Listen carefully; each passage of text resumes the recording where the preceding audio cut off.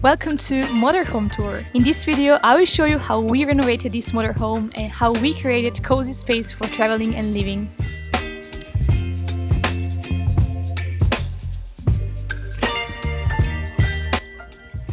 Before we start, this is Fiat Ducato Dethleffs Globetrotter from 1992. We bought it in 2021 and we spent 16 months for renovation. Here is quick before and after so that you can get an idea how the motorhome looked like before. At first we just wanted to paint everything white, but we ended up taking everything out and basically starting from scratch. But I'm really glad that we did it because the interior was not in good condition and in my opinion it was not pretty at all. And many things didn't have the function, for example the sink in the bathroom. So let's start with quick tour now. In the back there is fully equipped kitchen. It's a bit small but I got used to it and it has everything that I need, including a lot of storage space. Of course we have a little fridge with freezer powered by solar panels on the roof. If we hop into Salon now, layout is pretty basic and it's really bright here because of all these big windows around. We decided to choose white and pastel tones to make the space look even bigger. And to open the space a little bit more, we decided to install transparent table made out of plexiglass. And we must not forget about big and cozy couch. In reality, this is kingdom of my dog, but yeah. Here we have a lot of storage space, including storage space under the seats.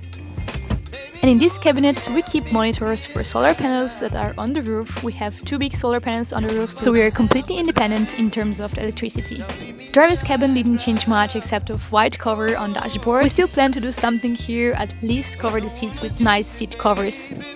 My favorite feature about this camper van is definitely hidden pull-down bed. It doesn't look so on the video, but in reality it's really big and cozy and it saves up a lot of space. When we don't need it, we just simply hide it. And lastly, bathroom. Here we had to compromise a little bit and leave some things as they were before. Toilet, for example. We have nice roof window and space for towels, and we also have hot running water and storage space underneath the sink.